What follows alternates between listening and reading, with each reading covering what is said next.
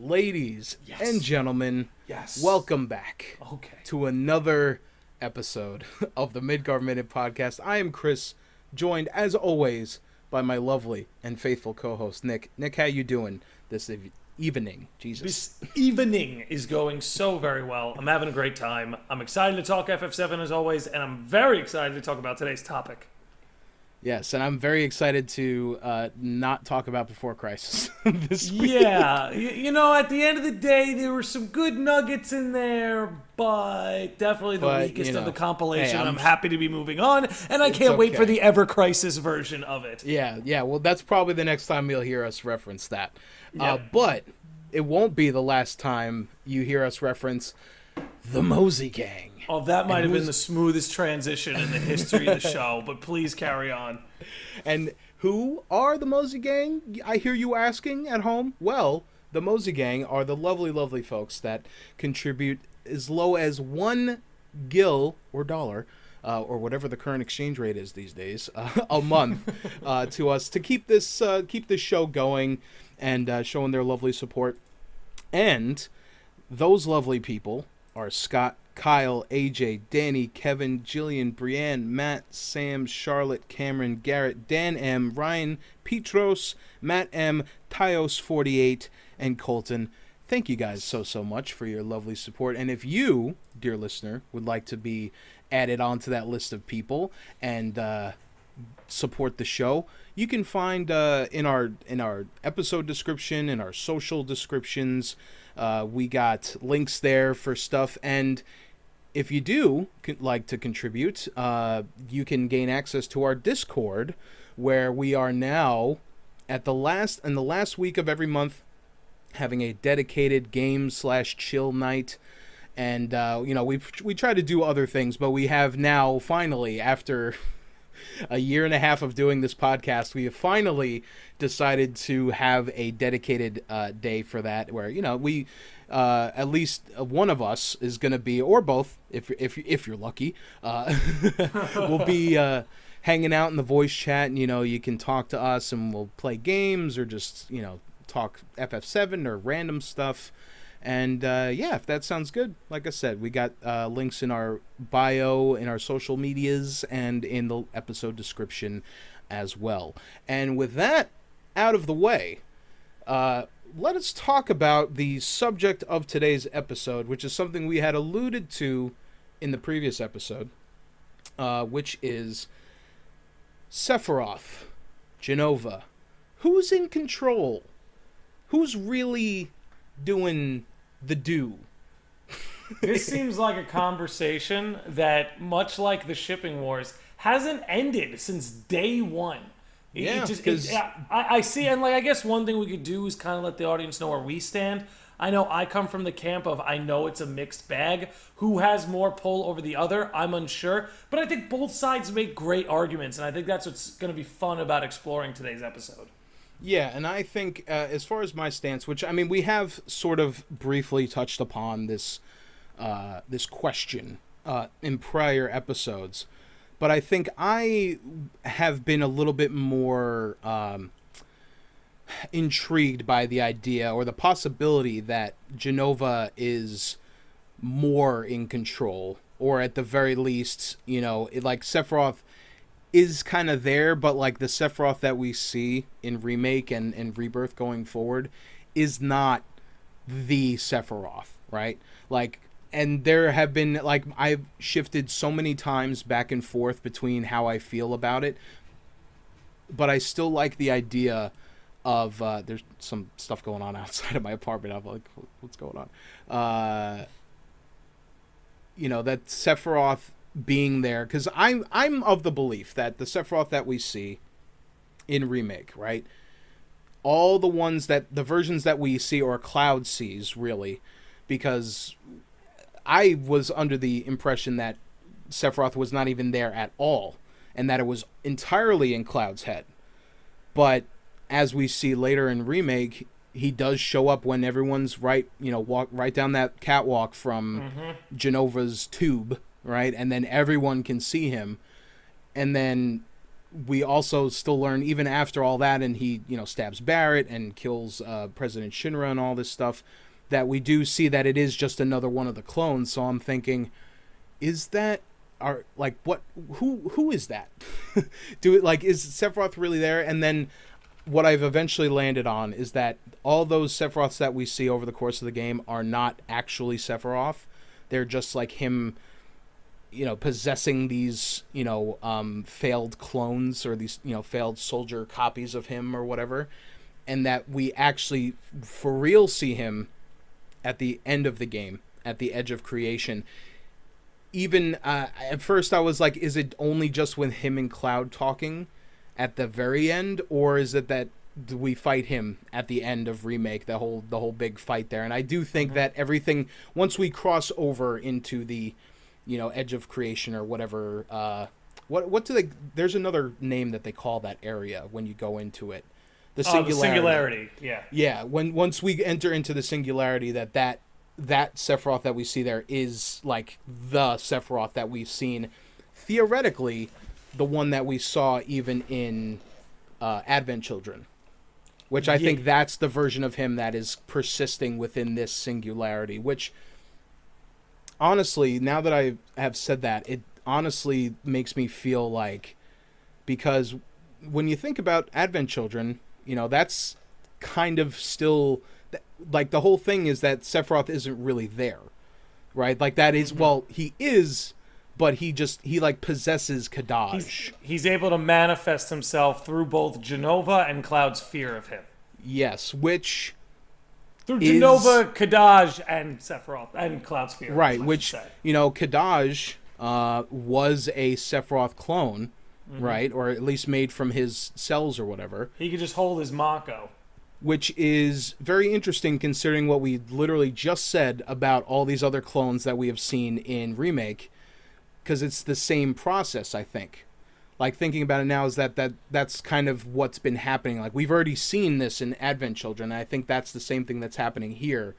Because all those, Sephiroth copies or rejects or whatever they are, if it's theoretically the same thing, right? Like, does that make sense? No, in theory, the clones that we see droning around Midgar, the reunion, like Kadaj is the same version of that, just not as much of a failure. He was able to, as I was saying before, he could hold his Mako, he could hold his Genova cells, like he could hold it. He's a slight improvement over that, but not. He didn't quite burn at out. The same He didn't level. He didn't get like microwaved. His brain didn't get microwaved the same way a lot of those other clones did. Same goes for Cloud and Zack, So whatever the variable is that makes you a Cloud, Zack, or Kadaj, as opposed to like one of those droning clones, I don't know. Maybe we'll explore it. But to get into a little bit of what you had to say, as far as like with Sephiroth and Genova, right, and who's in control, I'll say this. My perception has always been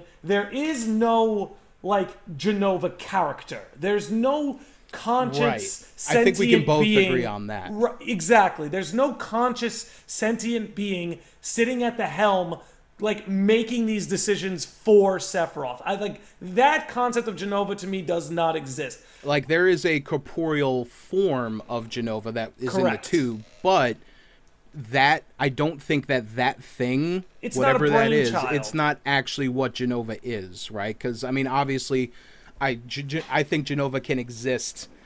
They steal, like, he steals her head. I mean, but that is right? the source. I mean, but that is the source of Genova, and I think the whole stealing the head thing was him and Genova jumped into the live stream. I guess in a sense, an attempt to merge with the live stream. I've had somebody reach out to me, of all places, in the YouTube comment section with some enlightening shit about all of that. But we'll get into that down the road here. Talk about an oxymoron. Talk about yeah, there you go. But getting back to the whole Sephiroth Genova thing, they've made it very clear Genova is a virus. She's a virus that spreads, and when you look at the stories the ancients would tell, Genova spread amongst them, and they had no idea. Right? Genova took over their whole civilization without them even realizing. So she's more like this virus that will seep its way into you, and you'll, in theory, would be carrying out her will without realizing. Now, you could definitely make the argument that Sephiroth is so strong-willed that he overrides Genova's influence, as opposed to someone like Cloud, right? Where you see it in Remake and you see it in OG, but especially Remake, where when he gets like close to Genova, he can't really control himself. He starts like zombieing towards the elevator while he's like muttering mother to himself. He's like becoming this possessed zombie. Sephiroth doesn't, we don't ever see that happen to Sephiroth. Like even when Sephiroth starts to quote unquote be taken over, he is speaking in complete sentences. He's not droning around holding his head. He's in a he sense has all fully his there. faculties about him. Yeah. Right. Even So, I was gonna say, like with the Nibelheim incident, it's like when he's cracking there and having that, you know, like that mental break or whatever is happening to him, it's still like he's still him to a certain extent, right? Like there's still like he might have, he might have had a mental break, but he's still there, you know. The lights are on and he is still home. Exactly. And that's why it's not a 100% thing, right? Right. Like whoever's in control, there's a sense of a what would you call it? Jesus. Oh, there's a perfect word for it, but I can't remember it. I'll remember it by the time I'm gone. Yeah, but anyway, there's a certain relationship between the two where they use each other. It's not 50-50, right? Symbiotic. Symbiotic. There's the word. They there have you go. There it is. That's why we're here. That's why we're a symbiosis. Team. There That's you why go. we're a team. They have team effort. They have a symbiotic relationship with one another. But ultimately, if we're going to answer this question, it's got to come down to the end goal. So Genova and Sephiroth want the same thing. And now this is where I start to get really curious about everything. They want the same thing. They want to, quote-unquote, restore the planet to its rightful owner, let Genova take over the planet, and then so Sephiroth and Genova can sail the cosmos with the planet as their vessel, spreading Genova, because that's what a virus wants, right? A virus wants to keep spreading and keep surviving. So ultimately what it wants is to take Earth, the planet, well, Gaia, I should say, Gaia, the planet, make it a host, make it a vessel, and use it as a vessel to go from planet to planet, spreading Genova everywhere. Now, if Sephiroth and Genova have the same goal, you cannot convince me that Genova doesn't have control now. Right? Sephiroth is still there, if anything, I think Sephiroth might be the one more in control, but Sephiroth doesn't go from a guy who works for Shinra to suddenly wanting the exact same thing Genova wants without Genova having some kind of pull in the relationship. See, now, the thing is, because what I think happened is that it happened to line up, because when you think about Crisis Core, right, and you think about how Sephiroth was before Nibelheim, right, and he's like, I am just doing my thing, I got my friends, that's all I really need, and I guarantee that Sephiroth probably rarely ever contemplated his existence, really, or at least maybe not in like a very meaningful way, because he probably was very much like, yep, I'm here to be a badass, and was probably fighting in wars ever since he was young, and never really had to think about where he came from or what his purpose is, right? And then we kind of see in Crisis Core when he has that he starts to begin to doubt himself when Genesis starts doing his whole thing, and then Angeal sort of starts falling apart as well in more ways than one. And seeing that happen, I think that stuff definitely helped spur him to kind of think a little bit more about like what is my deal actually, like what actually, like he started having some agency for himself, right? And I think that one thing that we can definitely agree upon is that Genova infects or gets her tendrils into people who are mentally compromised.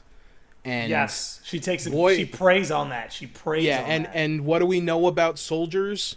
They're definitely mentally compromised. Yeah. In one way or another. They all have some stuff in there. They all have, some sort of mental baggage that, eventually, as from what we've seen so far, that has ultimately been the downfall of pretty much every first-class soldier that we've seen. Maybe, I was going to say aside from Zack, but even Zack is still like he didn't like lose his mind, but, he still died, quote unquote.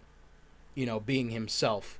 And, having that, being like, I need to be this specific way, and even if it leads to my death, right? Like, because he could have just as easily just been on the run with Cloud, right? Like, he could have just kept on running with Cloud forever, right? And not, had his final stand against Shinra, but that's who he is, right? That's who he's going to be. And even though that wasn't maybe necessarily, like, the Mako making him be that way, there was some influence there from, other things. And I think Zack is kind of like the good scenario. Like, if Sephiroth didn't go down the road that he was on, I think he would have very much been like Zack, right? Or potentially, maybe not as, personable and lovable, but, I think he could have. Well, I mean, I feel like the difference is Zack had, like, good parents. That too. That you know too. What I mean? It's hard to break that. And I wonder if there's a correlation, right? Because you think about Cloud, who's lost his parents, right? Like, he doesn't necessarily have that same foundation to rest on. And he didn't really even have, like, from what we've seen at least, like, I mean, it's not like his mom was, a bad mother or anything. I feel like he very much just didn't, like, have that connection. And also, I mean, he did leave Nibelheim pretty young. Yeah.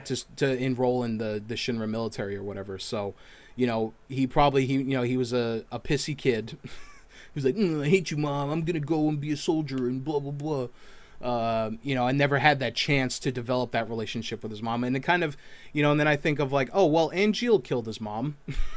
So, but she seemed like a nice lady for like the 2 seconds that we knew her. But yeah, I think they're definitely, as far as Sephiroth is concerned, I feel like there was that, everything kind of lined up perfectly, right? Where if he had gone to Nibelheim without any of that kind of if the cracks weren't already starting to show at that point, I don't know if things would have happened the same way. Or maybe, who knows, maybe it would have, because we still don't fully understand how Genova works. Like, we do know that she's like a virus, right? Or she very much handles like one, where she infects people and sort of influences them. Mm-hmm. But at the same time, is that something like, if Sephiroth had a stronger mental fortitude at that time, because you got to remember, when the Nibelheim incident happened, right before that, he found out the truth about his existence, and that's what sort of, and then, depending on, well, I guess Crisis Core is canon, so Genesis being the one that pushed him over the edge, kind of, all that stuff, all those things combined into being like, him having that breakdown and being like, yep, well, I think that was probably the moment when he's like, okay. Like, he was probably, like, when they got to Nibelheim, I'm sure he probably felt the influence. And, I think the argument could be made that maybe Genova was sort of pushing him in certain directions of, like, hey, come to the Shinra Manor, and, hey, check out this room, and then, T-pose fly over your friend and say, I'm going to see my mother. Well, I wanted to actually bring that up, right? Because I think some things one thing people caution against this is, people are cautious to accept the idea that Genova might have any control, because Sephiroth is such a cool villain, and we want to believe that he's the villain because he's the villain. Yeah, he's making these decisions. Right, not because some virus is in his brain and right. like that he's a victim him. Of this. Yeah. Exactly. I think he can be both. It's worth considering that Sephiroth and Genova have never been separated from one another. It's worth thinking that maybe this whole question of who's more in control, Sephiroth and Genova, it might be a dumb question, because there might not be any. Sephiroth might just be Genova. Sephiroth and Genova might just be one thing, because if we remember, like, he's just a different, he's got Genova cells in him that's what I was gonna say. Hojo impregnated Lucrezia, and then while she was pregnant, he injected the Genova cells into the fetus. So that means Sephiroth's entire development, from the time he was in the womb to becoming a fully grown man, he had those Genova cells in him, propagating, restoring, spreading to other cells. Literally, it's in Genova is in Sephiroth's biological structure. So when you say things like, was Genova the one calling him to the library? Was Genova the one? She very well could have been doing that without Sephiroth needing to hear her voice or anything like that. Yeah. She's like, it's worth considering that maybe just Genova and Sephiroth are like just the same thing. Yeah, and I think... In much the way Aerith is the planet in the flesh, Sephiroth is Genova in the flesh. Right. And I think that, potentially maybe proximity might have something to do with it because, like I said, I think, you got to remember that and I'm not 100% certain on this, but when, when Sephiroth was, a fetus in Lucrezia's body and they were at Shinra Manor, right? And Genova was there as well, presumably. Yeah. Like, because I don't think they had moved her until after Nibelheim. And not only that, Lucrezia would work like closely with the Genova project. So while she was pregnant with him, he was just like right there, like right. So and who Genova. knows? Like if we're saying that Genova has this level of influence, I mean, I'm sure you probably can influence a fetus pretty well, because a fetus doesn't necessarily have. A consciousness of its own, really. I mean, I'm sure it's up for but kind debate, of in much the same way. Like, but kind of in much the same way. Like I don't really think Genova does either. I think that's Genova's, in a sense, that's her use for Sephiroth. Like Sephiroth and Genova use each other. They have what the other one needs. But I wanted to go a little bit further. There's a whole other rabbit hole you sent me down, by the way. When you were talking about Sephiroth earlier in the game, that like the Sephiroth that we're seeing a lot is not Sephiroth himself, right? Yeah, it's not the physical man that we know from Crisis Core and before. Yeah, exactly. Sephiroth's body should be in the Northern Crater, and then when we think of this Advent Children future Sephiroth who's influencing things, we really only got to see him at the end at that Edge of Creation scene. Let me just go over this in my head real quick. So here's oh god, so I've thought a lot about this. So the novelization on a way to the smile. There's an explanation in this novella that goes as follows. And again, we've talked about how this whole this new FF7 trilogy is a way to consolidate all the compilation, whether it be the spin-off games or the novels, into one thing. Let me go on. But On a Way to a Smile, Geostigma has infected the lifestream and is stopping dead souls from fully entering the lifestream of the planet.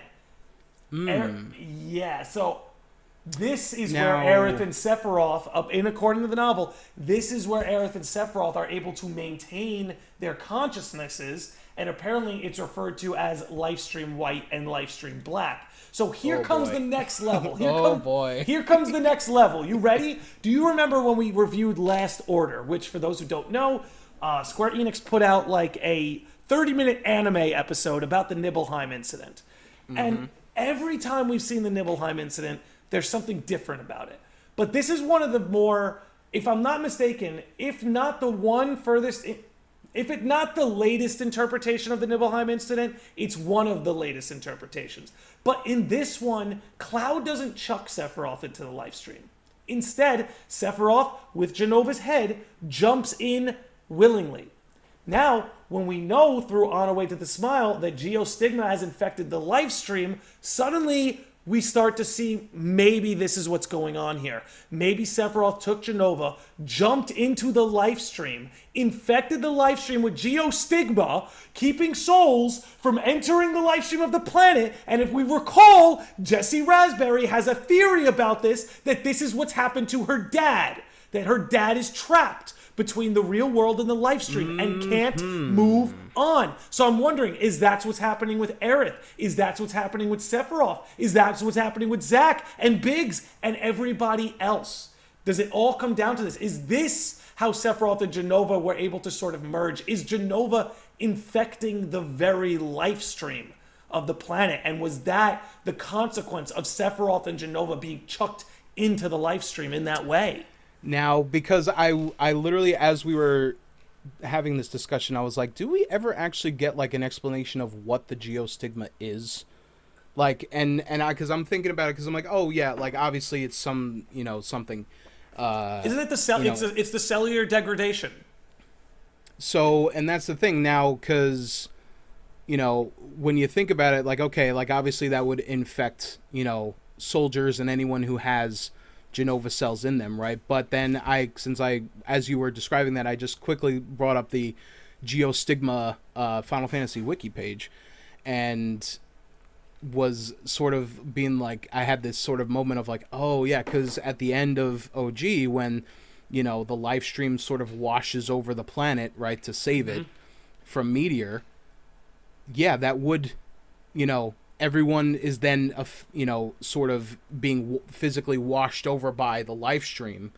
And because I'm thinking like, well, why do these kids have it, and why do all these characters that are not, and it's funny, as I was are you talking about reading Advent this, Children? Because didn't the Advent Children get infected because of like Kadaj in them?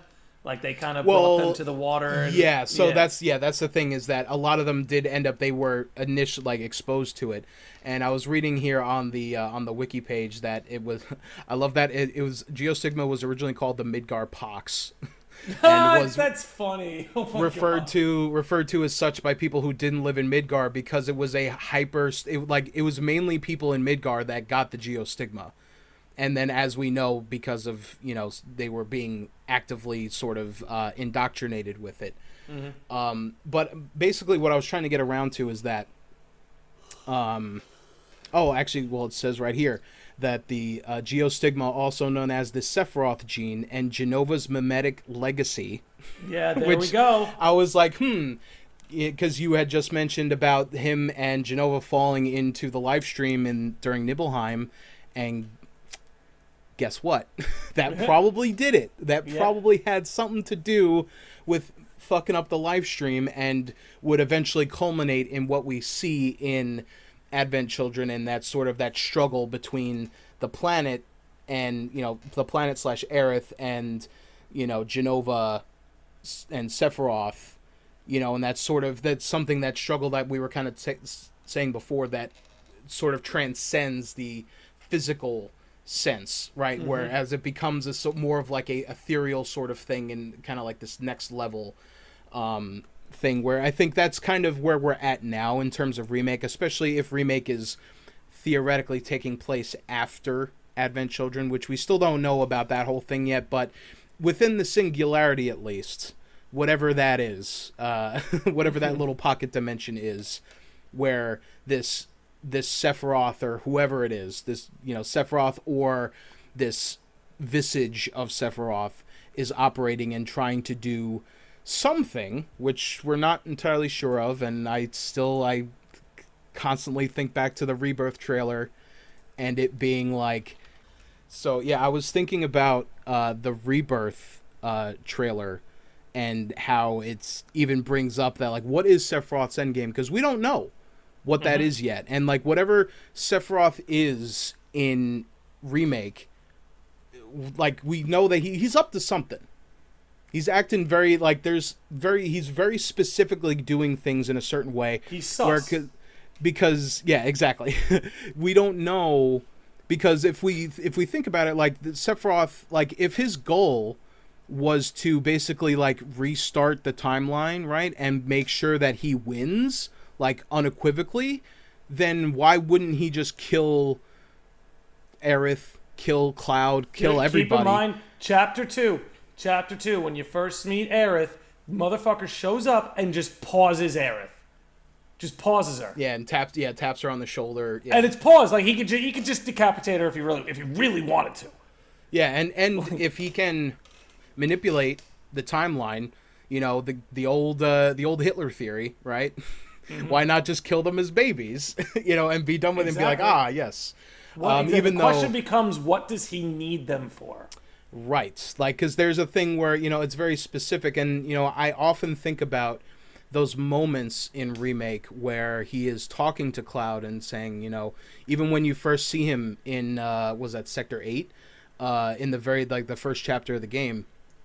Well, I'll pause. I want to pause. 2. We should consider that it's possible that Sephiroth only needs the heroes until he gets the black materia. Right. Like, it is like, because that was OG, by the way. That's why he didn't kill anyone in OG, was because he needed Cloud to deliver the black materia. And then after that's when balls to the wall shit went down. Yeah, he literally explicitly tells Cloud to live. Like, you need to live. Exactly. There's a little something extra going on right now. And, like, it very much, like, if you bring in the conversation that they have at the end. If I'm not mistaken, when he says that whole line in Chapter 2, Cloud, you have to run, you have to live, you have to leave. Like, apparently, those were Cloud's mom's last words to him, so he was kind of mocking Cloud with that. Okay, I was not aware of that, and I guess that now knowing that whole interaction makes a lot more sense. Yeah, that's why Cloud's because triggered he's like, "You by it. bastard," and yeah, he does that whole thing. Yeah, I mean, you wouldn't try to kill a guy who's like, dude, get out of here, go live, man. Like, yeah, unless he was like, yeah. The thing that, because when I was thinking about that, I thought about their conversation at the end where he's trying to seemingly get Cloud to join him, which makes it a little bit more confusing because it's like, well, okay, so you don't want to kill Cloud outright, and we know that Cloud, obviously there's a lot more going on in Cloud than meets the eye, and all that stuff. And I do love how it is brought up several times in OG, and they brought it up again in Crisis Core, where the whole Nibelheim stuff happens, and he's able to like completely take a stab. He bodied a stab from Sephiroth and was able to not only grab it's so metal. his sword and throw him across the fucking room to his death. And Sephiroth being like, "Oh, there's something special about you," and I think, or it could be, the argument could be made that that is the Crisis Core being a prequel, and be like, something special about you, kid, and then of course alluding to their rivalry later on. But I like to think that maybe, I don't know, like there's obviously like something is going on, that there's a thing that maybe. I want to think it's more than Sephiroth being like, "Hey, it'd be cool to like have some company." I want to say this. I think when we're talking about Sephiroth and Genova and where the will lies, we have to remember that primarily what Sephiroth does want is, one, black materia, get his body out of the Northern Crater, and then B, he wants to summon Meteor because it will damage the planet so much that the life stream will have to rush in and repair it. And then his plan is, after the meteor hits, to get into the center of that repair so that the life stream pours into him. So, like, you do have this sort of narcissistic pursuit from Sephiroth, which like is the why, Whispers did. Just like the Whispers did. So it's like, I think about this, and I'm like, I think it's close to 60-40, because Genova doesn't need Sephiroth to do all that to get what she wants. You know what I mean? But it just seems like Sephiroth has enough influence to be like, hey, we got to make this one stop on the way. Yeah, and I think the thing, because if we're coming down to like what the percentages are, right? And like kind of tying back into what we were talking about before of like, was Sephiroth ever really himself, right? Or was he basically just like a ticking time bomb to, a certain point where he was eventually going to end up like this anyway? Right? Like, well, even look, if he's got three parents. He's got Lucrezia, Hojo, and Genova. And only one that actually loved him. I mean, potentially. I mean, I'm assuming that Lucrezia loved Sephiroth. I mean, she was not around. I was like, really. I assume you meant Genova. Because if Lucrezia was going to have any love for her kid, she was not going to take Hojo's genes. I mean, I don't know, because the way that they sort of frame it in Dirge is kind of like, obviously. No, go ahead. I was just saying, I was just being a little coy. Obviously. Yeah, no, I got you. But yeah, no, I think that, obviously it kind of is crazy that, I mean, and I hope that maybe we get a little bit more of Lucrezia in Rebirth, and when you get the whatever. Vincent DLC, you will. Right, and it's like I want to understand Lucrezia a bit more, because in Dirge it didn't do a really good job of being like, oh yeah, I totally understand. Like, I mean, obviously she like, has a boner for science and whatever, but like to the extent of like, not only would you work, I mean, regardless of what you think about Hojo, yeah, he's like a scientific genius or whatever, right? But you gotta maybe think like, I could probably work with like literally any other scientist on the planet, like, and yeah, hey, he works for Shinra, and he's doing this whole thing, and he's got a lot of big plans. But I'm like, what actually made you want to like study under or with this person? Who is Hojo is very clearly like, he's not like a he's not Dr. House, right? Where he's a jerk, but like, you know, there's a nice guy under there, right? No, like Hojo is just, he is all about, you know, he wants to accomplish his goal, and he literally will kill thousands of hundreds of people. This is what I love so much about the FF7 story, right? When you consider it and you place it up against other entries in the series, Final Fantasy VII is one of the least fantasy inspired. It's definitely got more sci-fi influence than fantasy. Even though the fantasy influence is all there, especially after you leave Midgar. The fantasy influence is all there. But it really does rest heavy on the sci-fi. And the reason why I particularly love this for FF7 is because in this world of gods and demons and summons and meteors and kaijus and all of this, science is there, and not only that, the end of the world cannot be brought upon, even with all these demons and viruses and catastrophes running amok. The end of the world cannot be brought about unless man is careless with science. All of the ills in FF7 are brought about the recklessness and the carelessness of science and pursuing science for science's sake. So there's just, again, in a story of freaking gods and demons and viruses, and it's man's reckless curiosity of science, right? Like humanity was the devil all along. Hey, look, the Shinra Electric Power Company isn't the real problem. There's a much bigger threat, you know? Which obviously that's Genova, but again, Genova can't do what Genova does without Hojo's help, basically. So basically what you're telling me is that James Cameron is a hack. Yeah. I'm just kidding. I love Avatar. Yeah, great. Yeah, I can't wait. I can't wait to watch Avatar 3 when I'm 50 years old. You know something? I'm fucking pissed because you know what? Never mind. Let's move on. What? No. Is this the place where James Cameron rants? Is this the play? Like, I don't know. Nobody signed up for my James Cameron rant, but they're getting it anyway. We're getting it. Yeah, that's no beef against this man. It's a typical part of this podcast, to be honest. It's part of the. Everybody knows. But if you're new here, we go on tangents. Let me just say, completely unrelated tangents. Let me just say, I am so mad that guys like Nomura have to deal with the countless memes anytime a project like his gets delayed. Oh, it's a Nomura game, not coming out for another 5 years. Meanwhile, this motherfucker could take 20 years to make another movie, and anytime a word is peeped about it, it's like, oh, so cool that they've been taking this long, bro. They're working so hard. Like, completely compelling narrative. They waited for the tech to be ready, bro. Like, it's going to be. Did you see that water, man? Did you see that water? You know how long it took for them to render that water? So, like, no beef against James Cameron. I'm just so upset that, like, he just seems to get a pass no matter what, even when it's like a 20-year wait. And I'll leave it at that. I will leave it at that. You know, but people know with Nomura, it's like, oh God, I guess he's got to add some more belts. Oh God. Oh no. Listen, he peaked with his belt design peaked with Lulu's dress. Yeah, and I want to believe that Lulu's design is like a statement towards those people that would make jokes about not even those people. It might have just been. I want to believe, because I don't want to believe they would do something like that against fans. I want to believe a higher up said, "Hey, we've collected some data that says fans would prefer less belts on their design." And then Nomura just goes, "Is this my job? Is this my job? Because I'm about to show you it's my job. I'm about to show you it's my job." The focus test has shown that audiences really vibe with big titty goth girlfriends and belts. And Nomura's like, "Say no more, Nomura, get to it. I gotcha." But anyways, back to like literally, I just imagine it. Hey, Nomura, for we got some recommendations for character designs on this new game.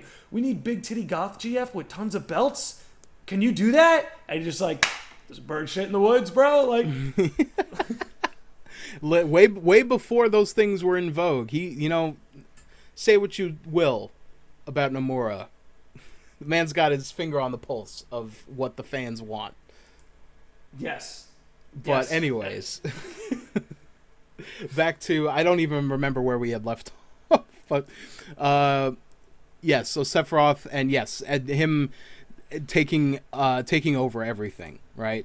And I do, like, we did bring up a point on a previous episode of, like, what if he is trying to assemble all of, like, the evil MacGuffins of all, like, the compilation material of, like, Zirconade from Before Crisis and Omega from Dirge, right? And all these other sort of entities that came in to sort of be like, we're Sephiroth light, basically. We're all the, hey, we can't necessarily be Sephiroth again, but we need to have another, like, world-ending sort of thing happen. Yeah. Which, hey, I get it. And, like, it makes me really think about, what...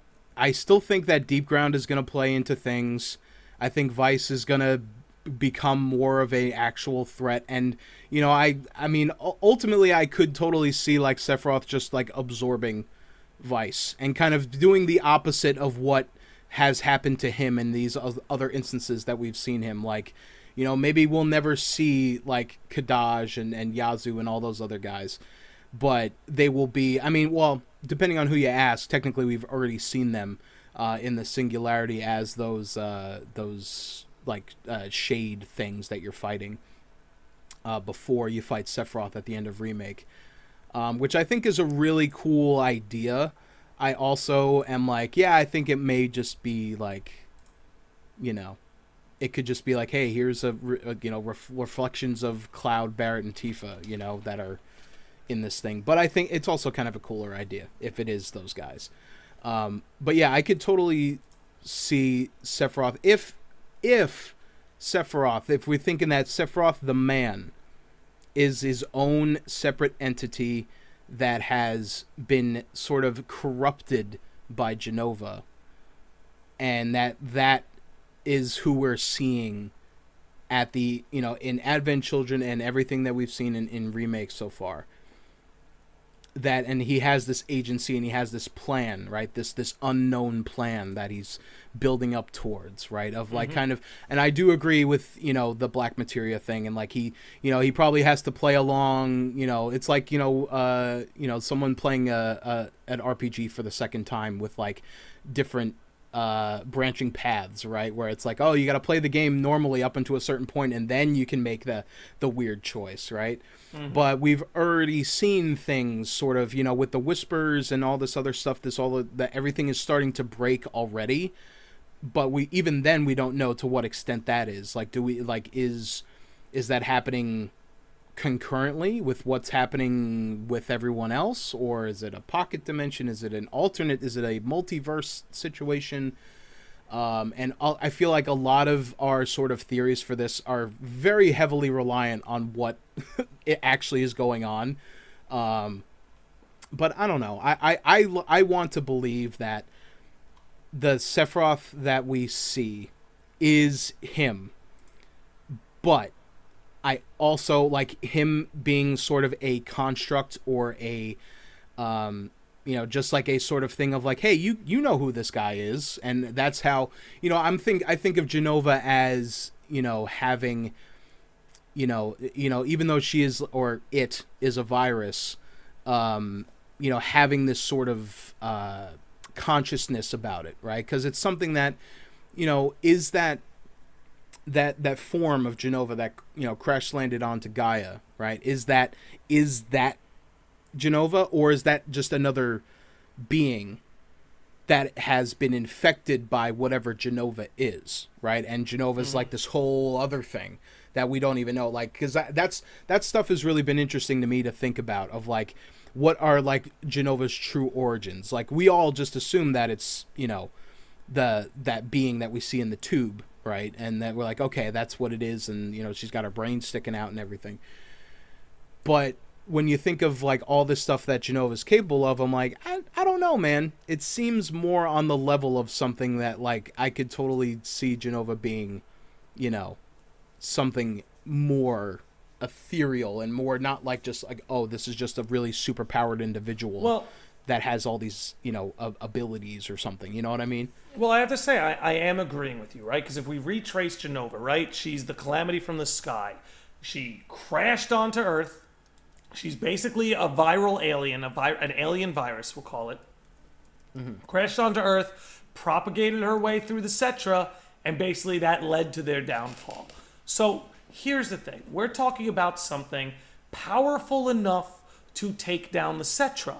Now, consider how OP Aerith was in Remake. The Cetra ain't pushovers. Cetra aren't exactly pushovers. Yeah, Genova, and Aerith is not like a full-blown She's Cetra exactly. either. She's half. She's half. Exact. Dude, such a great point. So, anyway... Or I mean, don't that like could also. Go ahead. Sorry, just real quick. That could also inherently, because there are certain games and anime and stuff that I have seen where being a half blood is actually potentially could make you even more powerful than a pure blooded whatever it is. But anyways, sorry. Hey, listen, fair enough.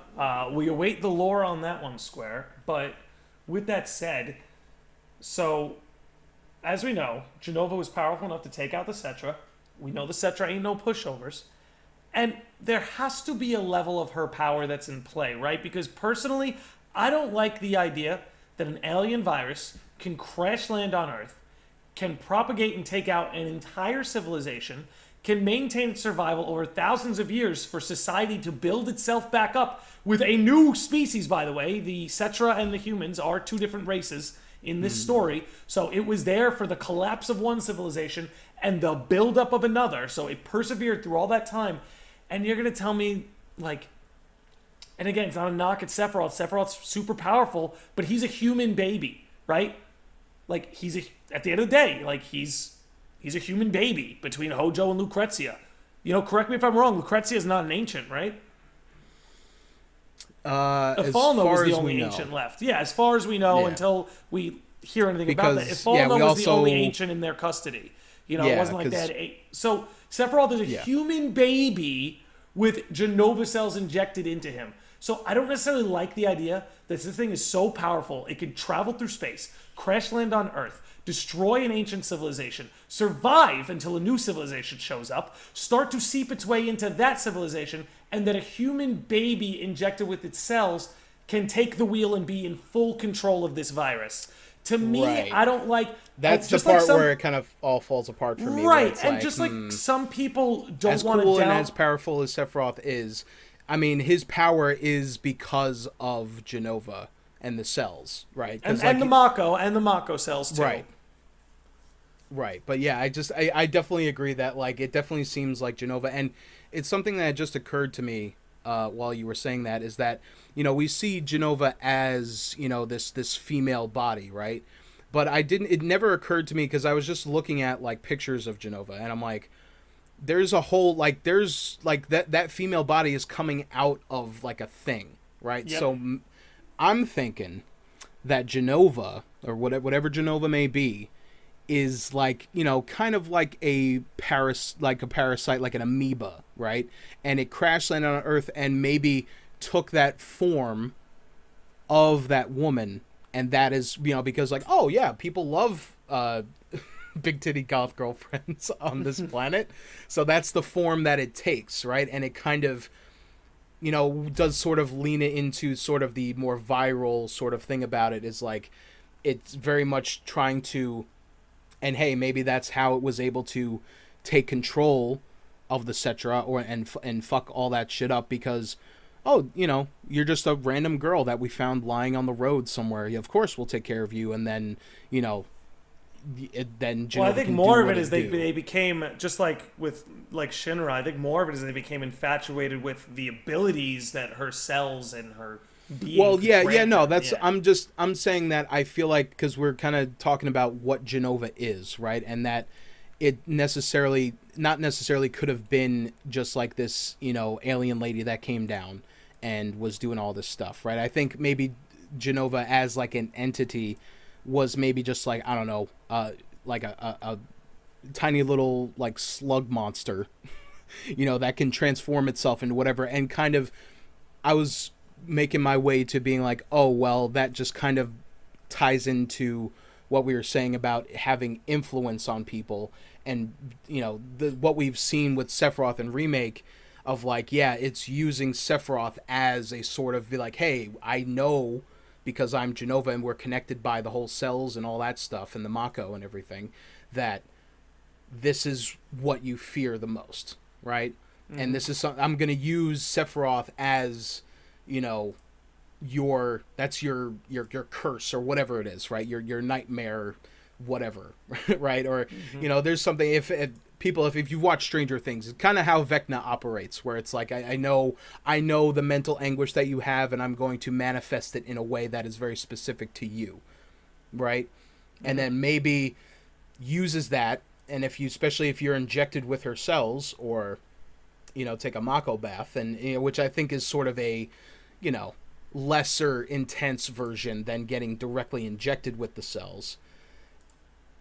So the people who have had those Mako baths are still going to feel effects of it, but not to the same extent. But then that doesn't really explain Cloud's whole thing then, because he was never really, well, we don't know if he was injected or not. We just know that he was just bathed in Mako, and that's the only thing. No. I'm pretty certain Cloud got injected with Genova cells. He did, right? Like, because I was trying to think. I'm pretty certain of that. Yeah, I don't think it was ever explicitly mentioned. I may be wrong about that, but I think it's just heavily implied that he was, right? Because we only know that he was bathed in Mako, and that's the only thing that we know for certain. But yeah, I don't know. It's funny because as we are kind of talking about this more and more, I'm getting more sort of caught up on like what Genova actually is, and maybe it's not as important to the overall story. No, I just want to interrupt. We do know that Hojo injected the Genova cells into Cloud while he was in the tank. Okay, so yeah, that's what I figured, because like they're it's that's one the of only those... way Genova would have this kind of hold on him. It doesn't make sense for Genova to have that hold if he doesn't have the cells in him. Yeah, that's why I was like, I feel like that makes a lot more sense. But yeah, I don't know.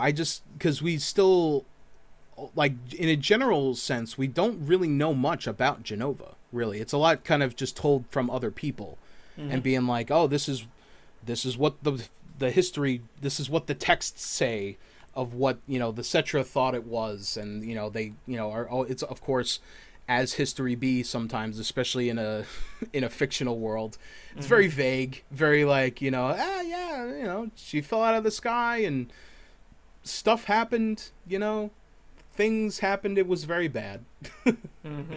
But yeah, I mean, I would also honestly be very interested to see if they do explore that stuff a little bit more, because it always, as much as I am somebody, like, I don't need to have everything explained in order to like enjoy something. But I feel like, because now I think it's becoming a lot more relevant to what story they're telling, at least seemingly at this point, that I think it could benefit us and the story as a whole to maybe sort of understand what Genova is. Because I feel like they were like, it's this thing, it's an alien sort of thing that infects people, and Sephiroth is very closely related to it, and all this stuff, and like that's kind of all we needed, right? Because we had Sephiroth. We know in a sense it's Hojo's baby, right? Like that's the most we've known about it. Is like it's Shinra's prized experiment. It's Shinra's like it's their prize. It's at the center. They keep and it makes you wonder, like, if Shinra, well, we don't really know how Shinra even got Genova, right? They just like, oh well, we caught her in a tube, and that was. That was it. We were just really lucky one day. We threw out a piece of chocobo meat and and caught Genova in a tube. But yeah, there are a lot of unanswered things now that I'm thinking about. There's a lot of unanswered questions of like Genova's like true origins, and like how did it happen, and like would any of this have happened if Shinra had not found Genova, or had whatever, however they got her into their possession, right? Like what obviously Genova was able to completely wipe out the Cetra, but the thing is, like with the Cetra, is if they became infected with the Genova cells, they would like mutate into monsters, right? Yeah. So yeah, there's just there's so many things that I think about where it's like these little details that I feel like are kind of insignificant when I'm thinking about them now, but I feel like they also could be more. They could have like bigger implications to this new narrative. Oh, right, because dude, I hate to interrupt, but I just got please. I just got like a shockwave. So Genova was actually discovered by Professor Gast in the Northern Crater. And Professor Gast mistook it as an ancient. So this is where Sephiroth's delusion comes from. Professor Gast finds Genova in the Northern Crater, thinks that it's an ancient, and identified it as part of the Cetra, then starts the Genova project, where all of Shinra's technology starts to come out of, which lets them win that war against Wutai. That's what turned the coats. And because when Sephiroth was pouring through Professor Gast's files, he saw that, oh, Genova's an ancient? Well, then this planet is my birthright, and it's her birthright. Like, right? Sephiroth's never corrected that delusion. Like, he, to this day, believes that him and Genova are the rightful owners of the planet. And if Genova is a entity that is acting, to serve its own, ends, right? Why would Genova be like, yeah, no, you're like, no, you're wrong, I'm this other thing. And Shinra is under this delusion too, because this is what the whole soldier program is about. They're trying to recreate the ancients. Okay, well, I mean, this is not a huge revelation or anything, but it kind of, because it ties into things that we had mentioned before, but it's kind of like a self-defense mechanism for Genova to make people who are, influenced by it to be like, oh, yeah, no, this is the thing, to keep itself around, because if people knew what it really was, they'd probably be like, maybe we should, like, I don't know, burn this thing or something, like, call Ifrit in here and, fart on this thing real quick. Like, it just, when you said that, I was just like, wait a minute. But it is something that we sort of were kind of alluding, like, kind of going back to Genova being like a virus, right? And kind of sort of ensuring that it is at the very primal level that it's just trying to ensure its continued existence, right? By whatever means that is, like, how can I survive here? Oh, maybe I can become a big titty goth girlfriend and people won't hate me as much, and then I can do what I do, and infect people, and like a virus does, right? And sort of, because there are certain viruses in real life that trick your body into thinking that I'm supposed to be here. What are you talking about? It's wearing a disguise and be like, yeah, what? No, I was supposed to be here. Yeah, I know you guys are looking for the bad guy. I don't know where he is. I'm supposed to be here though.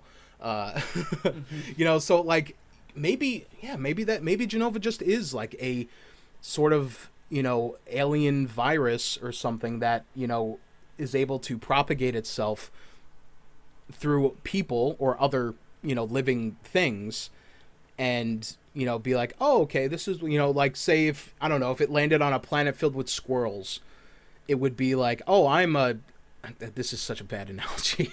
But you're like, I'm a big pile of nuts.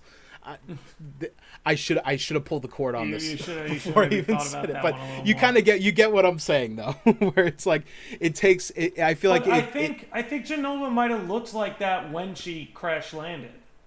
Maybe that's where I'm not entirely sure about, because we just know that the form that it currently has is the pretty lady, or Yeah, I don't think it. I'm not sure it morphed into that. I think that might just be how she was when she traveled. But because I'm also thinking, because like if you look at like the full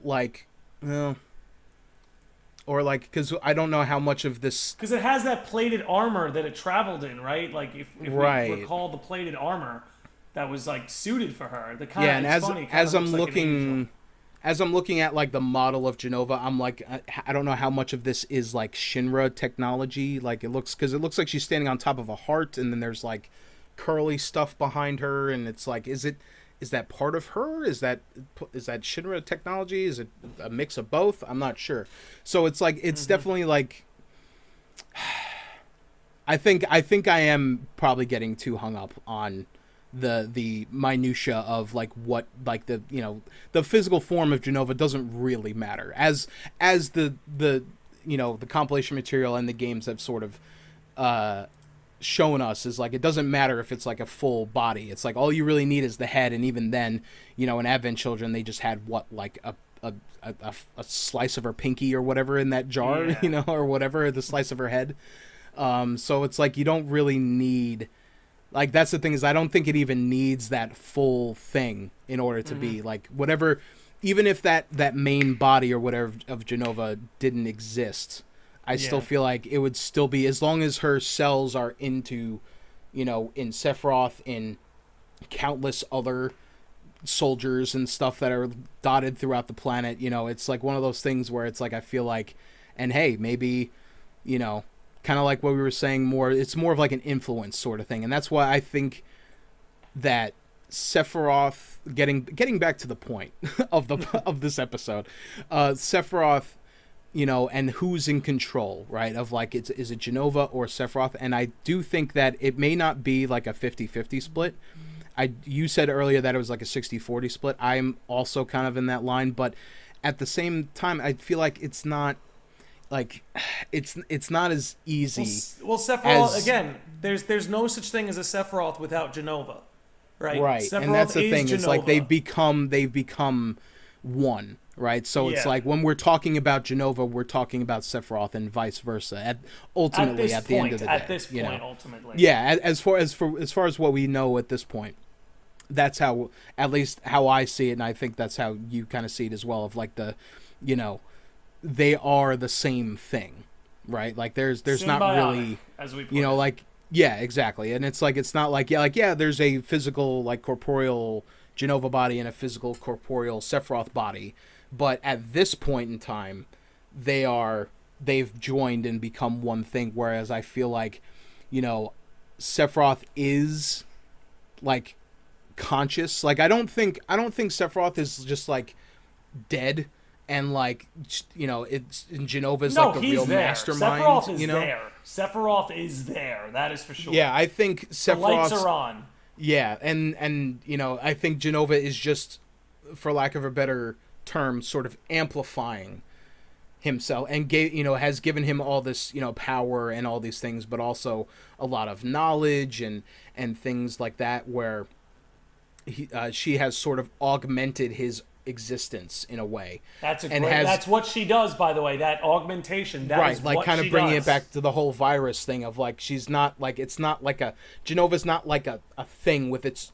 You cannot convince me. Oh, here's a good idea. You cannot convince me that the Genova cells in Cloud are not what allow him to see Sephiroth as the clones. Right. That's the augmentation at work right there that you were bringing up. Right. Like right there, that's Genova's augmentation at work.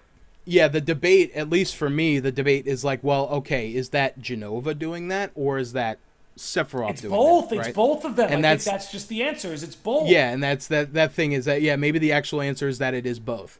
Because then you think about in Remake when you fight the Dreamweaver, right? And it's like that is still that's Genova, but like is that the thing that has been tricking us into seeing Sephiroth, or is the Dreamweaver even a thing? Like, you know what I mean? It's like it's one of those things where like you could theoretically be like, is any of this real? Well, one of the clones transforms into the Dreamweaver. All the more point that it's both of them playing the game. When they need the clone to look like Sephiroth, they'll do it. When they need the clone to be the Dreamweaver, they'll do it. Like they kind of that is true. They both got their hand in the game here.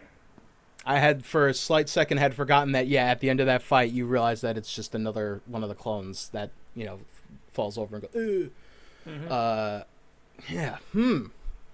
fuck, man.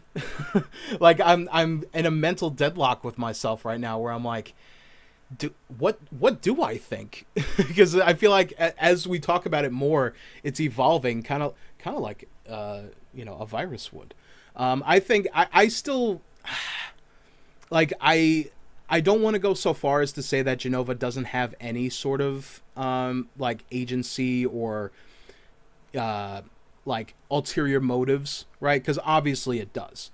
And I just don't know if that is something, is that something that is being like an active choice that is being made by an entity, or is it something biological, kind of like a virus, or God. like in our DNA, where it's yeah.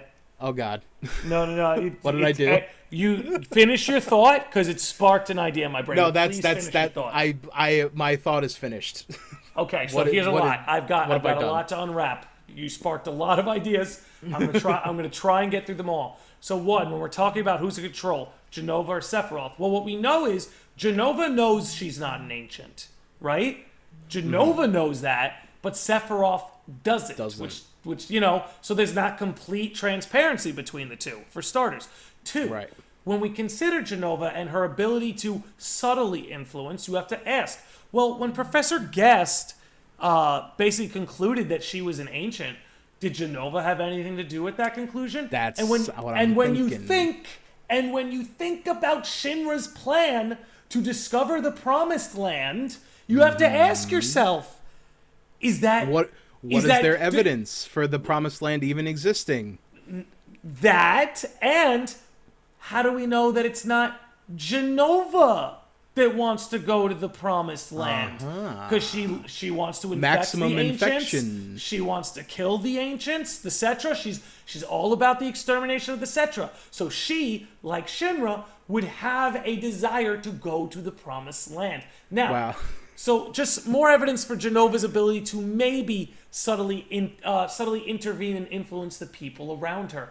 Now, this is where I kind of lose it. And this kind of takes us a little bit away from that. But now, let's consider Sephiroth's plan in OG. He wanted the meteor to crash into the planet so that the life stream would have to heal the planet and he could absorb that life stream and become a godlike being. Now, that didn't quite work out. So, did he just decide, maybe instead of absorbing the life stream, I need to absorb the whispers? It just seems to me like it just finally occurred to me after all this time that what he wanted to do in OG, he actually accomplished in Remake, just instead of it being the live stream in Meteor. He took a shortcut. Yeah! Changed Basically. fate! Literally went into the singularity and reorganized shit. Why do I got to do all this work? Why do I got to kill Aerith? I could just take fate Absorb fate! and then just do whatever the fuck I want at that point, and then just bend fate and reality to whatever I want. I can't get the shot of him absorbing the whispers out of my head because I'm like, yeah, that's literally just what he wanted to do with Meteor. It's literally just what he wanted to do. And now I'm thinking, if we look at the novelization On a Way to a Smile, Sephiroth and Genova, they get into the life stream. The life stream now has geostigma. It's keeping dead people from entering the life stream completely. We have life stream white and life stream black. Maybe the whispers were life stream black. And that's what Sephiroth absorbed. Huh. Yeah, like he is collecting and the those Dragon little Balls. white and those little white sprinkles that came down when fate was changed, maybe that's life stream white. I don't know. Just brainstorming here all this shit we've discussed. It does kind of fall into like that theory that we were having of like, oh, he is collecting the other sort of entities. Because like as we were talking about that, I'm like, man, well, isn't that exactly what Omega was? Like that's Omega's whole deal, right? And then I'm like, wait, wasn't that Zirconade's whole deal as well? And I'm like, Zirconade, yeah. Huh. Like, I'm like, does this mean that those villains were cheap ripoffs of Sephiroth? Maybe. But also, maybe, I don't want to say anything too crazy, but like maybe because Sephiroth wasn't, in Before Crisis, Sephiroth, he was around, I guess. He was technically dead at that point. And maybe, I was going to say maybe these were sort of Genova's influences beyond that, but then that doesn't really carry over to Dirge as much because Genova's technically gone at that point. Mm-hmm. Like the last remnants of Genova should be gone in terms of like, I guess her physical self, which I guess what we were talking about before of like, does she even need the physical body to have that influence over people? Right. We don't know. So it's like, like has Genova sort of been subtly pulling the strings the whole time? I don't know. That seems like a weird thing. And I'm like, kind of goes against what I was saying before of like, do we know, like, are Genova's motives a sort of thing of like, oh, I am actively, consciously making these decisions? Or is it like a, like I was saying before, like a DNA response, right? Of something of just like, oh, my sole reason for my existence is to wipe out existence. So I'm just going to do whatever the best, most efficient way to do that. And maybe in OG that was like, oh yeah, you have this guy who is, this almighty being and doesn't have an equal really, except for this other guy. And yeah, well, we don't have to worry about him. We just, he's a crybaby. We don't need to worry about him. because I have this, silver-haired fox over here to be my sort of my champion, right? And kind of have that be like executing my will, but I'm still sort of torn between Genova being a entity that has like are we going to talk to Genova at some point? I would right? not like it. I would not like it. I wouldn't be honest. like it either. I would not. I would like not her being a mystery. I like her being subtle. I love just the subtle destruction. Right. Once you Right, introduce language and a personality, like there are things that can be deconstructed. What's terrifying about Genova is that I can't reason with it. I can't talk to it. There's no it logic. is a force of nature, right? Right, It's that's one of what's those things scary. where that's like, I think that's where the true sort of fear of Genova comes from, is that it is this thing that you cannot reason with, right? And even when it, and maybe theoretically you could reason with someone like Sephiroth, even though if he's under the quote-unquote control He's of too Genova. far gone. He's too right? far gone. And it's like, yeah, at this point, yeah, absolutely. But I feel like, yeah, there's that thing of like, when we're talking about how much control does Genova have? And it's like, I don't think Genova really has a specific goal other than just annihilating life. Annihilation and and that's propagation. it. Annihilation Right. and propagation. Exactly. And like that's all it really is, and it just uses different means to accomplish that goal. Right? And it's like whether that be, influencing Gast or Sephiroth or whoever, right? Anybody that has come into contact, Cloud even, it's like it wants to just create a scenario in which nothing can disturb it, right? And like, hey, what better way to do that than to, get sort of caught and protected by, the biggest company on the planet that owns everything.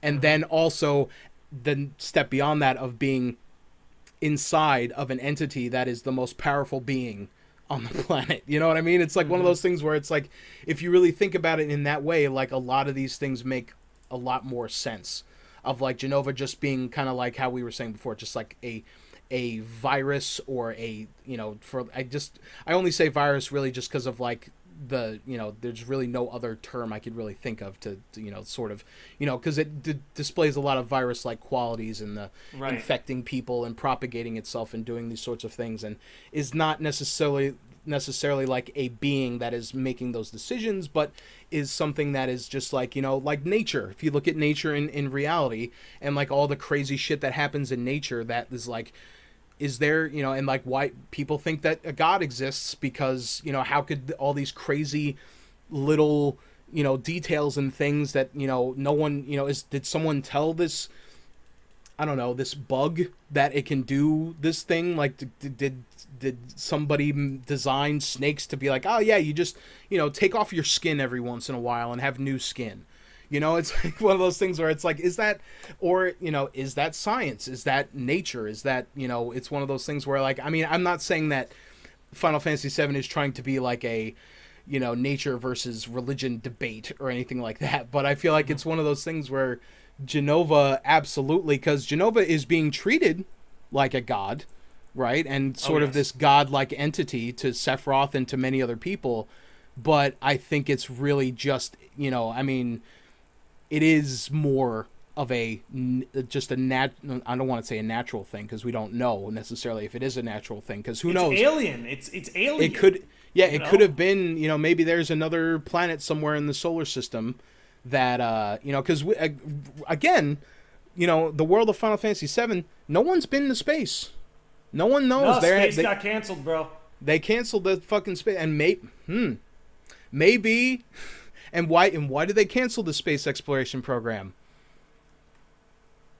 To expedite going to the promised land. Yeah, fuck going to the moon. Huh. That's interesting, considering what we were just saying And before. again, you have to ask yourself, like, I believe absolutely President Shinra wanted to go to the promised land, 100%. But you can't tell. You cannot because he tell likes me. money. You cannot Mr. tell Krabs. me when there's a virus that wants all of the Cetra destroyed and is literally trying to play 4D chess to kill Aerith because she's like the last remnant of of it. Which, by the way, technically, even though it is Sephiroth that kills Aerith in Final Fantasy VII, it is a Genova Sephiroth clone that technically does it, mind you. But basically, you cannot convince me that there's this virus out there that wants all of the Cetra dead. That it wouldn't be Genova's will to want to go to the Promised Land.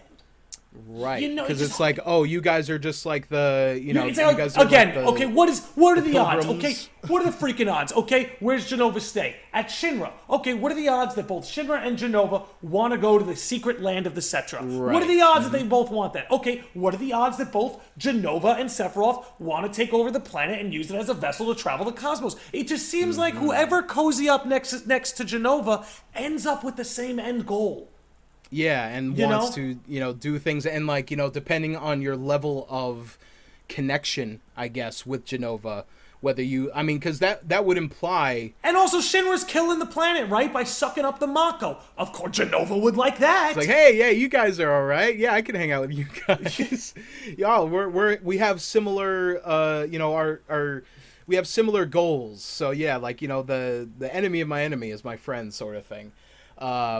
Yeah, and yeah, it definitely does make me think of like all these other sort of little things that seem sort of unrelated, right, are starting to come a little bit closer of like, yeah, that, because it would imply like if what we're saying is what's going on, that would imply that you don't need to be or like injected Jesus with the Genova cells, or be bathed in Mako or anything like that, or who knows, maybe living on Gaia, it's kind of like and this is kind of counteracting to the argument, but like maybe the life stream and Mako and stuff is like radiation, and you're just kind of like, yeah, it's like it or like, maybe it's like the Force or something, right, where it's like it is in everybody, it just at different levels, right? And if you're injected with the Genova juice, then yeah, obviously you're gonna have like, that's like, if hey, I'm gonna take this uranium and inject it into you, and like, yeah, you're gonna have a lot more radiation than someone who is just standing in Chernobyl, right? Or hey, if you're standing in Chernobyl or you're standing in Miami, Florida, like, yeah, I think the person standing right next to the center of the thing is gonna be a little bit more affected by that thing than someone who is way further away. So I that's the thing. Another sort of thing I'm sort of pondering is like, obviously like and we kind of touched on it before, of like a proximity effect of like how close you are to it. And I mean, that would tie into, not everyone could see Sephiroth before, and when they were standing next to Genova's physical form, they all could see him. And they, it's not like Tifa or it's not like, not Tifa or Aerith or Barrett or any of those guys, aside from Cloud, had the Genova cells put in them, right? But they all are living on a planet that is being, in a city, particularly, that is being powered by, effectively what would be, radiation in this analogy, I guess. And it's, I don't know where this thought process is going, but I think I'm ultimately just sort of double downing on like that Genova is, Genova is not a god, right? It is not Well, let me stop you there. The etymology of Genova means new god. Well, the thing is that it's not like it's not like, I don't think at the end of this game we're going to be in like, it's not like the Matrix, right? We're going to be in a big white area and it's going to be like, hi, I'm Genova. Yeah, exactly. Let me tell you my story. Pull up a chair. I think Genova is like, I after this entire discussion that we've had, I have sort of more landed on the idea that Genova is an entity, but is not like something that has its own sort of, like, it has its own goals and stuff, but it's not like, it doesn't experience consciousness the way the rest of the cast does. Right. It exists in a different way, but is still sort of something that is physical, right? And then definitely has abilities to go beyond that. Well, that's the thing, right? Like, you could kill Genova's body, but all the cells are still around, Right. The cells aren't going anywhere. She's in the life stream. Like, her head went in the life stream. Right. And that's the other thing. So her etymology, Genova. She tainted the water hole.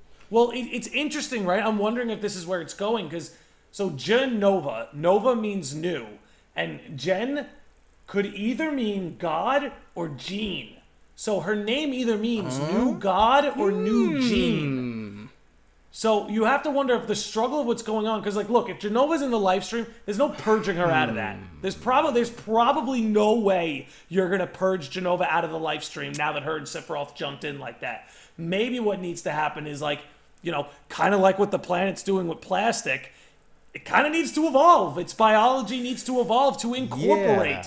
Because, like, you have these, like, microorganisms now that, like, eat plastic that, like, never existed before. So it's like, okay, plastic was a problem. The planet is creating these microorganisms that eat it. By the way, those microorganisms are not going to solve our problem anytime soon. So I'm not trying to tell people you could throw your aluminum cans in the street. We've tied in a lot of controversial takes I know. into So this episode. I'm not saying that because these microorganisms exist that you could take your plastic and throw it in the street. No, like it's still. But anyway, the planet has a way of adapting its biology to deal with new variants and new threats. So with Genova making her way into the live stream, maybe this whole crazy story of FF7 is trying to find a way to incorporate that gene without it destroying everything. Now, in Advent Children, they did cleanse it. That was the ending of Advent Children. I was going to say that.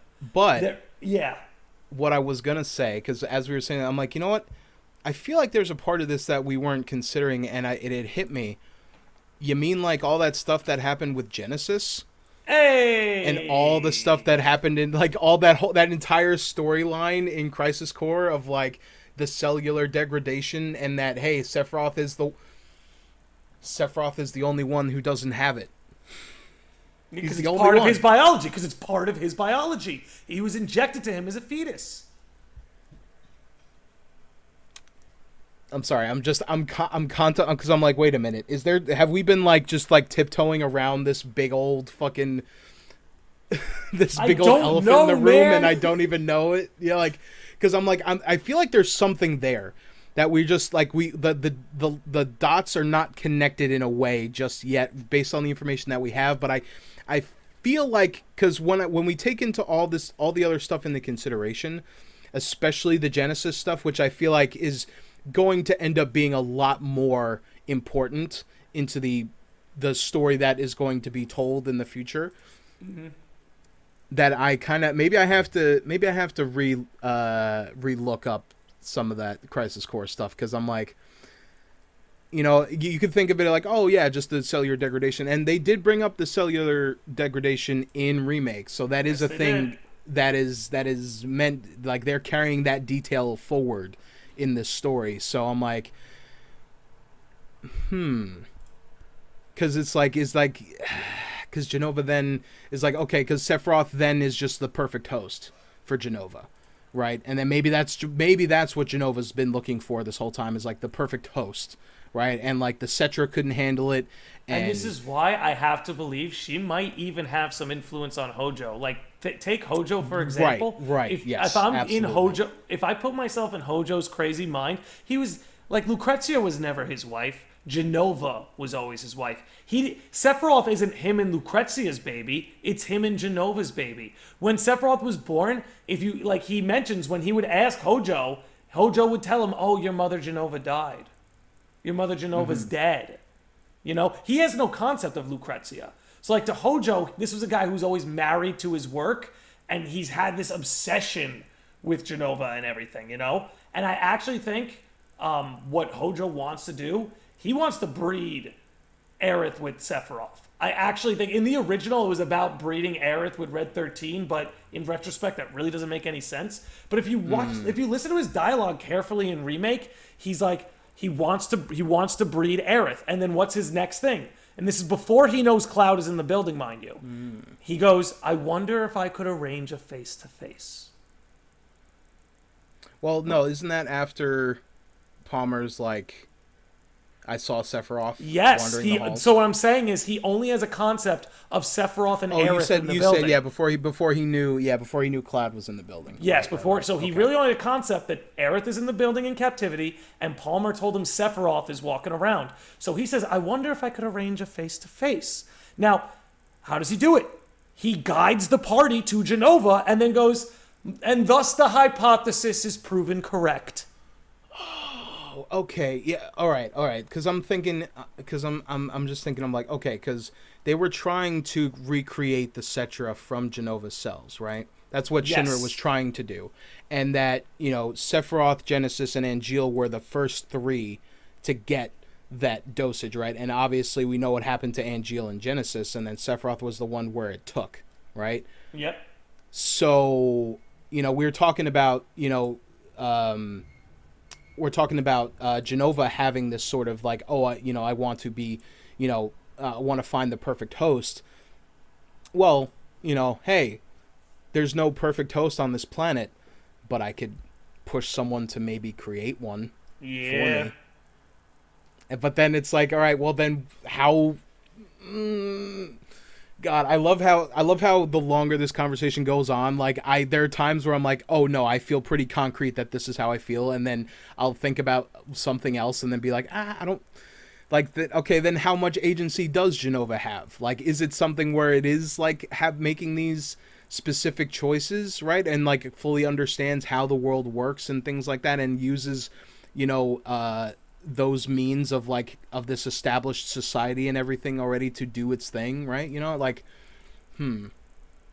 I don't know. Like, that's the part where I'm like, I can't like perfect the landing on this just yet, because I'm like, there's still too little information, but I think what we can really boil it down to is that yes, Genova is a sort of parasite that is infecting this world and is trying to bring it, trying to just obliterate it, and then maybe cause some sort of cause the because remember that Genova came to Gaia on a meteorite, right? Mm-hmm. So what's to say that the planet that Genova could have been on previously didn't explode, and then that meteorite is a piece of that planet that is being then pushed, and then if we think about that, then think about all the other meteorites that got shot out into there could be tons of Genovas all around the galaxy.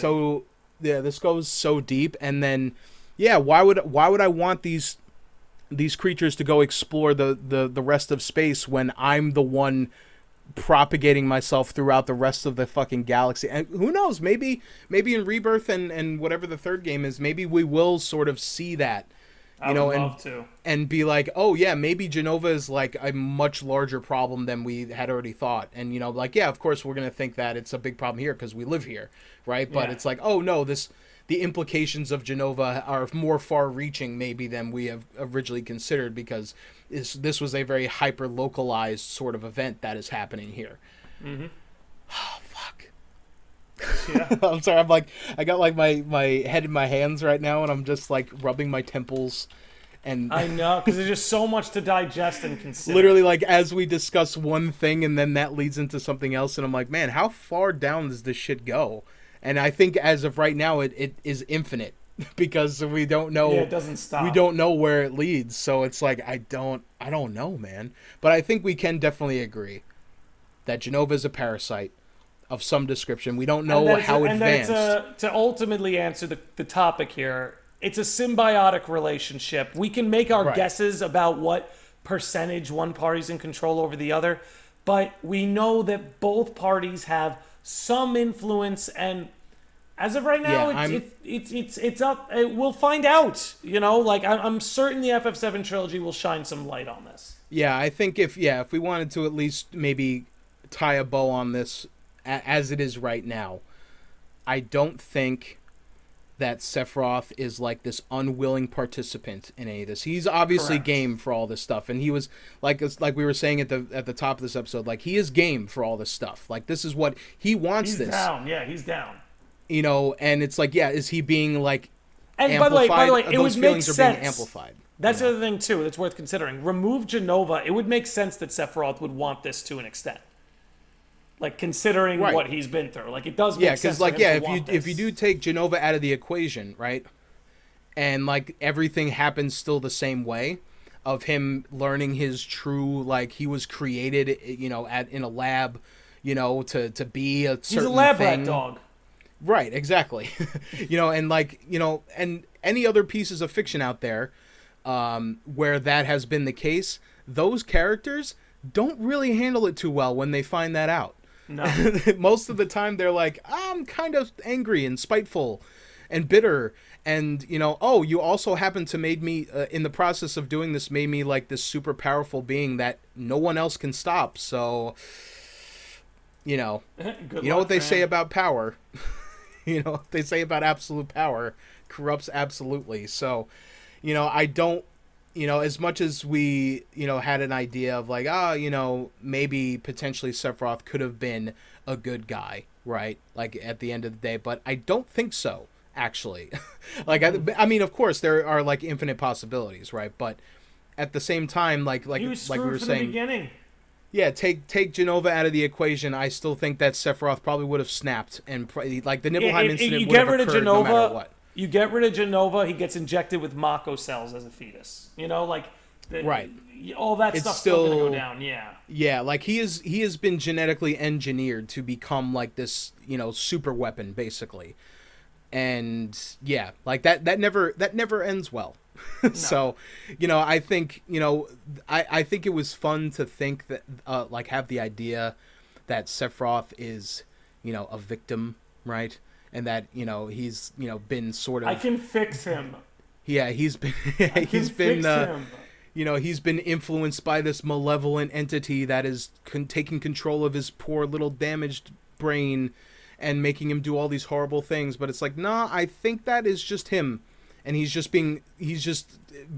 basically on hate steroids by being a sort of a vector for Genova, not a vessel, a vector. A a proxy. host. A proxy. Yeah, a proxy. Yeah, exactly. Where it's like, I think it's, again, tying it back into the whole virus thing, which I think I'm definitely going to land on, that Genova is a virus and is not like a otherworldly sort of like god being that is a, like I'm trying to think of a close, or, if you think, a god in our reality, the fiction of our reality, right? It's not like Genova's gonna be like Zeus or something, I don't think I never really thought that was a thing, although maybe back in like the early days when you see that Genova is that, that corporeal form, and you think, oh well, Genova is that thing, Right. but it's one of those things where it's like, well, is Genova like a physical thing? Is it an idea?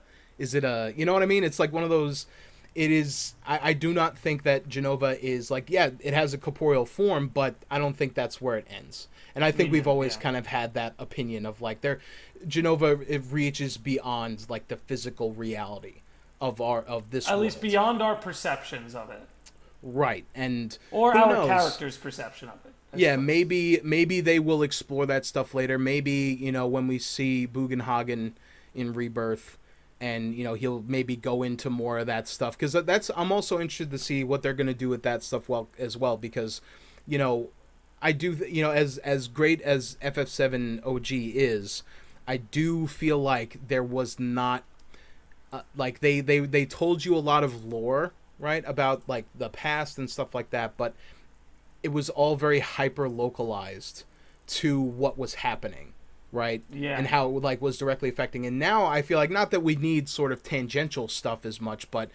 I think that they have an opportunity now, like as we've been saying all along while playing Remake and all these other things, is that they've been taking this opportunity to flesh out the world in ways that we necessarily weren't considering, right? And now they have the opportunity to reincorporate all these ideas and these story beats and story paths that seemed sort of disconnected and disjointed before. Right. And I think within this context of Remake and Rebirth, that it is going to, like, we are going to see more of that stuff, and all those things that we were kind of saying earlier about, are they going to mention, like more about Genova? I hope so, because if there's anything that I've learned by us having this discussion is like, yeah, I want more. I need to know more. I want them to go. I don't need every single little detail, but just like exploring it a little bit more, and like what actually is occurring here, right? Because it was very much like, okay, you know, Genova is the dark side, right? And Sephiroth And the planet is the light side, yeah. right, yeah, and then like, oh, Sephiroth, Darth Vader, oh God, oh no, he's the bad guy, and that's kind of like that's all it really needed to be. But like now, I don't know, maybe it's because I'm older and I'm more interested in the sort of the minutia of things that like, oh yeah, I would love for them to explore that more, and I hope that they do.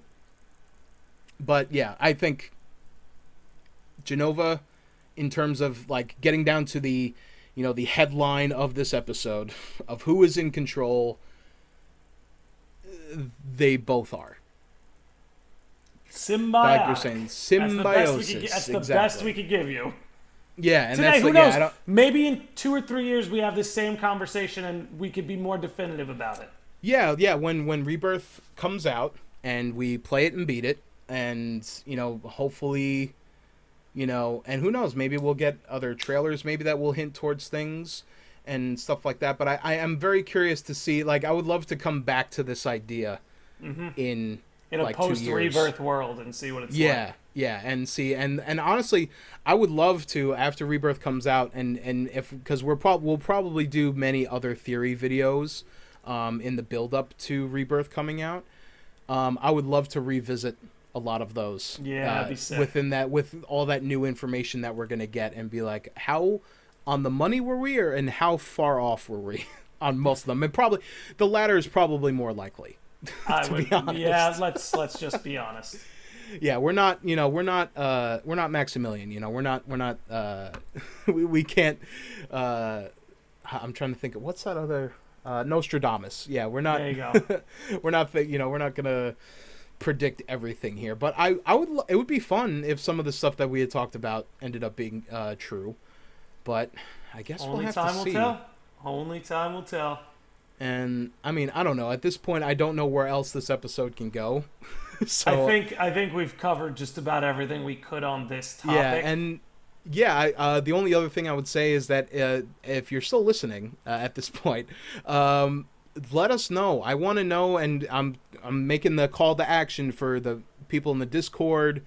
Anyone listening, let us know what you guys think. Yeah, I'm really curious. Like, because this is something that like we had, when you had initially brought this idea up to me, Nick, and it was spurred on by stuff that you were seeing on Twitter, and I'm like, yeah, I want to know other people's opinions. Yeah, because I couldn't believe that this is a like, it got, first of all, like, it got heated. The shit that I saw was heated, so it gave me a desire. So. I'm like, I wonder if two people can have this conversation and not kill each other, and that's what this show's all about, guys. That's what this show's all about, by the way. So I was like, well, maybe Chris and I can talk about this and not like have to insult each other. Yeah, no, and I think, we also are we're also kind of on the same page, really, from the start. That, or at least like, in the similar area. I don't care I don't really have a stake in the outcome. Like, I feel like a lot of people are arguing over, like it would really affect their experience if it ended up one way or the other. I'm just in the boat of, like, look, whatever it ends up being, just, as long as it makes just show me how it works. Yeah. Just show me how it whatever works. Way. That's like, I'm excited to get my shit rocked in a way that I wasn't even thinking about. Like, the best outcome, I think, would be something that is totally, opposite of everything that we were talking about, but not, there obviously are different degrees of that. Like, I don't want it to be like we're going to end up in a floating out in space and, we're going to see a sexy goddess lady and be like, hey, I'm Genova. What's going on? I don't want that to happen. Hopefully that doesn't happen. Highly doubt we get to that point. I think that, at this point, we have, I think we've said multiple times on this show that we are pretty open-minded when it comes to this franchise, and we were not turned off by the changes in Remake, and we were actually excited by them. Yeah. And we want things to change. We don't want it to be a beat for beat remake and just tell the same story again. I just want the source material honored. Like, they don't have to go beat for beat. They don't have to do the same thing. But that's what Remake did for me. Make it a good story. Tifa, Aerith, Barret, Cloud, Red, they all acted exactly the way I always imagined they would. It's not like when they're making changes, it's not like, okay, well, now Cloud's a pussy. and Barrett is a ballerina. Like, that's not the changes. So. Yeah, it's not like a completely different thing, but they are making these subtle, some subtle and some not, where, because I was like, oh, they're going to making these subtle tweaks, like, making Zack alive. These Yes, subtle just tweaks subtle to the tweaks. story Subtle tweaks. that, fundamentally change the story. And again, I don't care whether potentially. or not Zack's alive. I just want him to be Zack. Yeah, make it, make it interesting. Like, Yes. and not just interesting of like, oh, it's different from how we remember it. It's like, no, make it.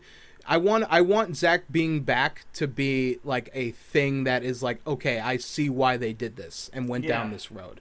That's the only thing I care about. I don't want to end up at the end of this trilogy being like, why did they do this?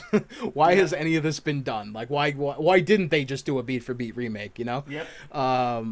That to me is the worst case scenario. Is that we come out at the end of this and I'm like, I don't know. We just devoted the last 7 years of our lives to this thing. And I was going to say, at the same time, I'd be equally as disappointed if we got to the end and nothing changed.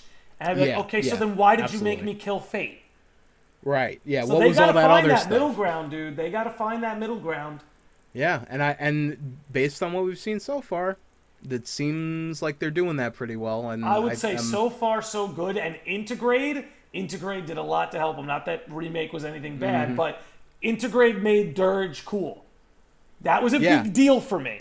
Yeah, it was a huge deal because I still love that we came right off the heels of talking about Dirge on the podcast when Integrate got announced, and it's like, oh, okay, this is interesting. Like, oh, okay, because the biggest complaint we had about that was, oh man, it feels like Deep Ground kind of literally just came out of nowhere, and they did, and that was like the biggest thing about it was like, who are you guys? Why are you here? Yep. Oh, we've been here the whole time. No one said anything about it. And you're like, oh, okay, yeah, that's totally good writing. But now that we see, again, being able to reincorporate stuff, I think is gonna be good, but. Don't want to ramble too much because we've taken enough of these people's time already. So, with that being said, we do want to hear from you guys. So, like we say plenty of other times, you can message us on our Instagrams. You can email us, the midgarminute@gmail.com. Or hey, you could join the Discord if you want, or you don't have to, but there's plenty of other ways to get in contact with us. Whatever you guys want. We are champions of choice here on this podcast. Big champions. So I guess with that being said, we do want to hear from you guys, and we will be back in a couple weeks. In a couple weeks, and we're not sure what the next episode's going to be, but it'll be a good one. It'll be a good one. But I'll count us down. I'm ready for you, baby. I'm feeling in the mood, All right, 3, 2, 1.